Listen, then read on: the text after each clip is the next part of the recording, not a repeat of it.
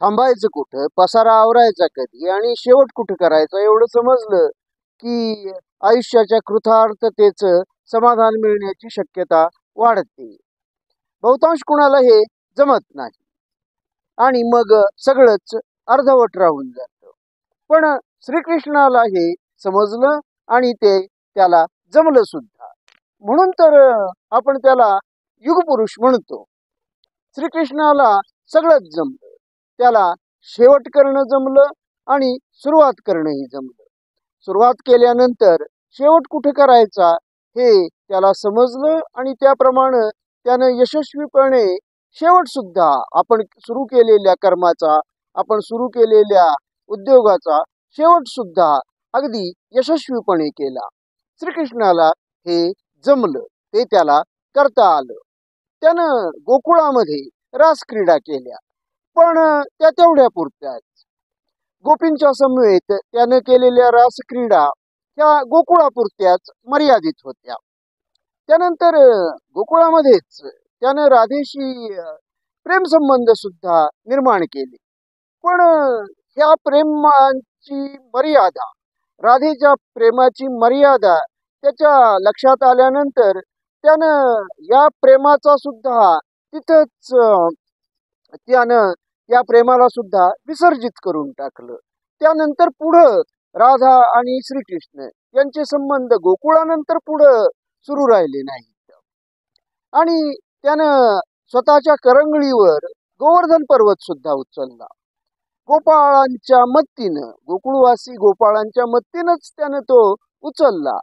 पण स्वतःची करंगळी गोवर्धन पर्वत उचलण्यासाठी त्यानं मत्तीला दिली आणि त्यानं खरोखरच आयुष्यभर पर्वत उचलण्या एवढं पर्वतप्राय असं काम केलं, कर्म केलं. त्यानं मथुरेमधील कंसाचा, स्वतःच्या मामाचा अंत केला, त्याचा वध केला आणि मथुरावासियांची सुटका कंसाच्या जाचातून, कंसाच्या अत्याचारामधून त्यांची सुटका केली. आणि ती सुटका झाल्यानंतर कंसाचा सासरा जरासंध क्रोधित झाला. जरासंध क्रोधित झाला आणि त्यानं मथुरावासियांच्यावर, गोकुळवासियांच्यावर हल्ले सुरू केले. त्या हल्ल्यांना त्यानं जमेल तेवढा वेळ यशस्वीपणे तोंड दिलं. मथुरावासियांच्या आणि गोकुळवासियांच्या मत्तीनं या हल्ल्यांना त्यानं, जरासंघाच्या हल्ल्यांना तोंड दिलं. पण आता आपली ताकद एवढीच, याच्या पुढं आपण जरासंधाच्या प्रचंड सैन्याला तोंड देऊ शकणार नाही. हे लक्षात आल्यानंतर श्रीकृष्णानं मथुरावासी आणि गोकुळवासी यांच्यासाठी दूर समुद्राकाठी द्वारका नगरी वसवून दिली. आणि या द्वारका नगरीला त्यानं सोन्याची झळाळी सुद्धा आणून दिली. आणि गोकुळवासी जे कृषी कर्मामध्ये गुंतलेले होते त्यांना त्यानं व्यापार करायला शिकवलं आणि मथुरा येथील हे लोक द्वारकेमध्ये जाऊन समृद्ध असे व्यापारी बनले. त्यानं ते सुद्धा केलं. त्यानं या कृषी कर्म करणाऱ्या लोकांना व्यापारी बनवलं. समुद्रा पलीकडील देशाशी त्यानं व्यापार करायला या लोकांना, द्वारकेतील लोकांना, जे मूळचे मथुरावासीय होते त्यांना त्यानं शिकवलं. पण एवढ्यावरच थांबलं नाही. कंसाचा वध तर झालेला होता. त्यानंतर त्यानं शिशुपालाच्या 100 अपराधांची मर्यादा संपली तेव्हा शिशुपालाचा सुद्धा वध केला. आणि त्यानंतर जरासंधाचा सुद्धा भीमाकरवी वध करवून घेतला. त्यानं हे सगळं लोकांच्या मत्तीनं केलं, स्वतः सुद्धा केलं, स्वतः आपण होऊन केलं. आणि त्यानंतर महायुद्ध, महाभारताचं महायुद्ध, कुरुक्षेत्रावरील महायुद्ध ते प्रारंभ झालं. आणि या कुरुक्षेत्रावरील युद्धामध्ये श्रीकृष्णानं अर्जुनाच्या रथाचं सारथ्य स्वीकारलं. सारथ्य करून पांडवांना त्यानं विजय मिळवून दिला. महाभारत युद्ध, कुरुक्षेत्र युद्ध सुरू करणं आणि ते यशस्वीपणे संपवणं, या दोन्ही गोष्टीमध्ये श्रीकृष्णाची जबाबदारी थोडी थोडकी नव्हती. तो त्याला जबाबदार होता आणि त्याला जबाबदार धरूनच गांधारीनं श्रीकृष्णाला शाप सुद्धा दिला आणि तो शाप सुद्धा श्रीकृष्णानं स्वीकारला. आणि त्यानंतर कुरुक्षेत्रावरील युद्ध संपल्यानंतर, महाभारत युद्ध संपल्यानंतर तो द्वारकेला परत आला. आता इथून पुढं महाभारत युद्ध संपल्यानंतर तिथून पुढचा जो काळ आहे त्याचा द्वारकेमधील बहुतांश काळ हा, या काळामध्ये त्यानं फारसं काही केल्याचं उल्लेख सापडत नाहीत. फारसं काही तो करतही नसावा. त्यानं कदाचित आता पसारा आवरायला सुरुवात केली असेल. आता आपलंही संपत आलं आणि आपल्या युगाचंही संपत आलं हे ओळखून श्रीकृष्णानं कदाचित पसारा आवरायला सुरुवात केली असेल.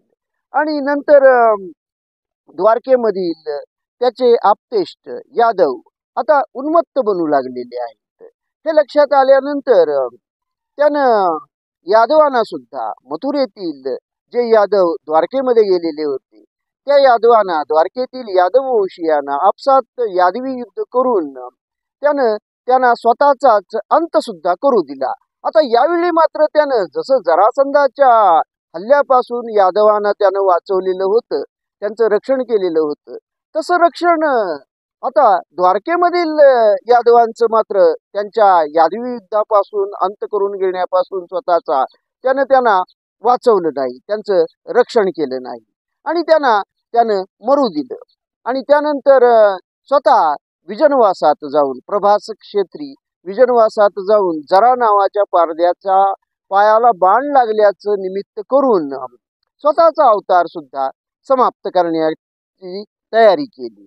आणि ही तयारी पूर्ण करण्यापूर्वीच यादव वंशी एका बाजूला आपसात युद्ध करून अंत पावत असतानाच त्यानं आपणच वसवलेली सोन्याची द्वारका ती सुद्धा आता समुद्रामध्ये बुडू दिली.